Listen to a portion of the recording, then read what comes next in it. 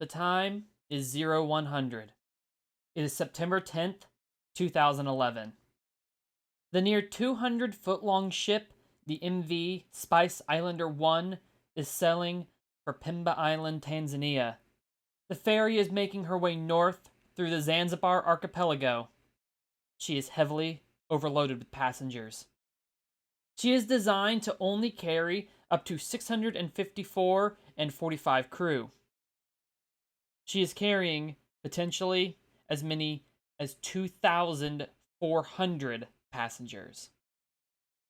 She is about to die.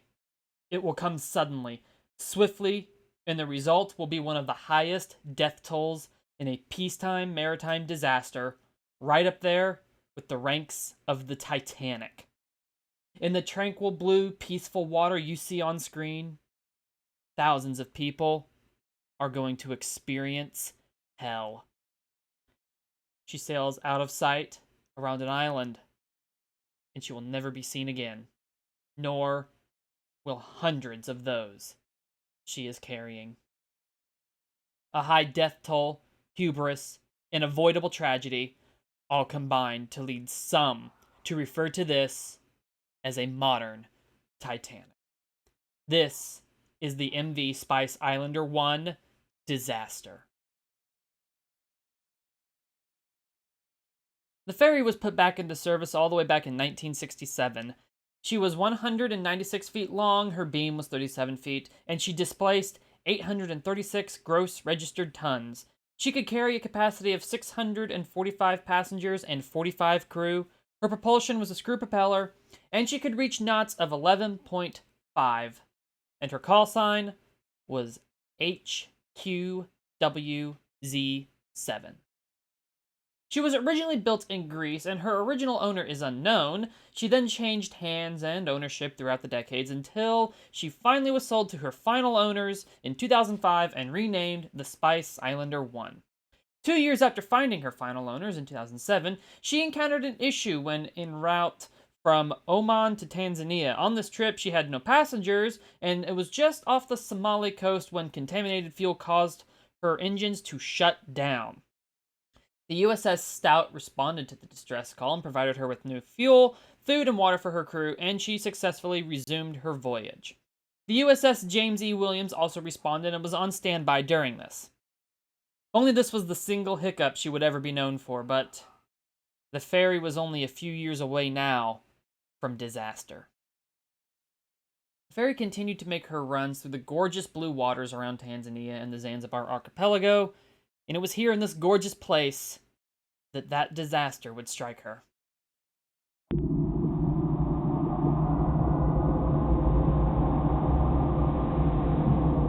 At 0100 local time on September 10, 2011, Spice Islander 1 was sailing for Pemba Island. She'd left port only a few hours earlier at 2100 hours the day before.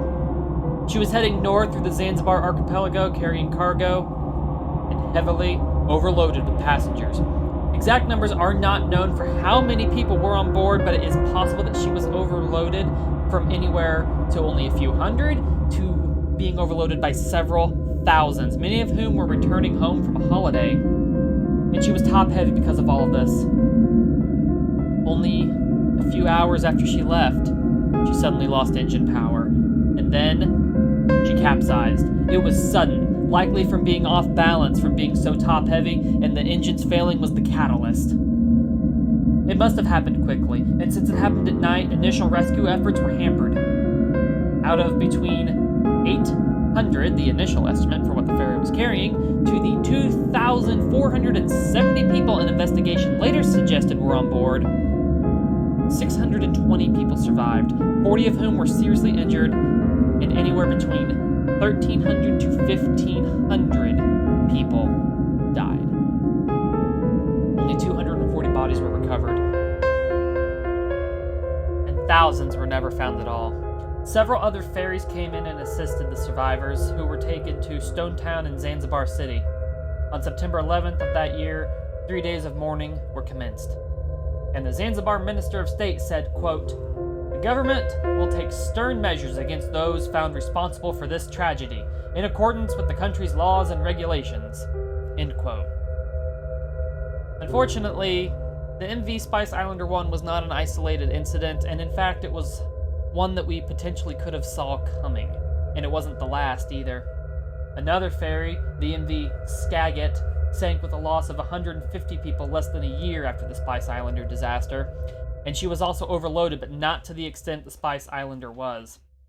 Many of the ferries that went to Pemba Island at the time were old and unreliable, and the Tanzanian government came under international fire for choosing to actively not invest in new, safer ships for its people to use for traveling between the islands. Not to mention that ferries to the island at the time were few and far between, leaving people with no choice on which ones to take to get there. Other ferries lost in the area before the Spice Islander included the MV Faith, which also capsized, the MV Aziza 1 and 2, both of which burned.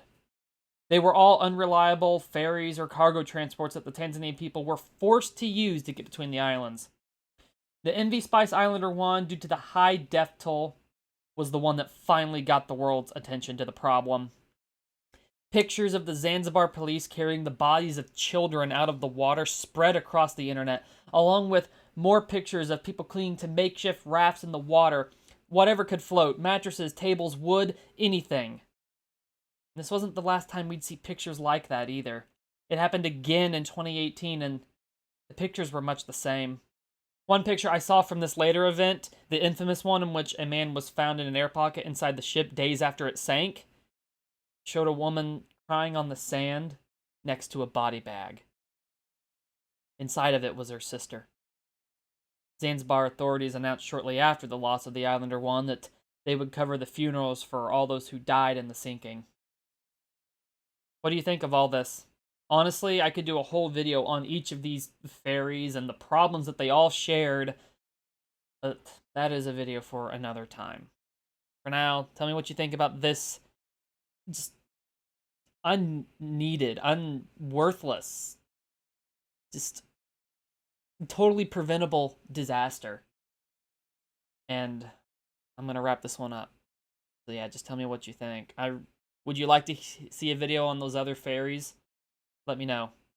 And thank you for watching. I know it was a bit of a shorter video today, but I couldn't find much more about this. There didn't seem to be very many personal accounts from survivors that I was able to track down.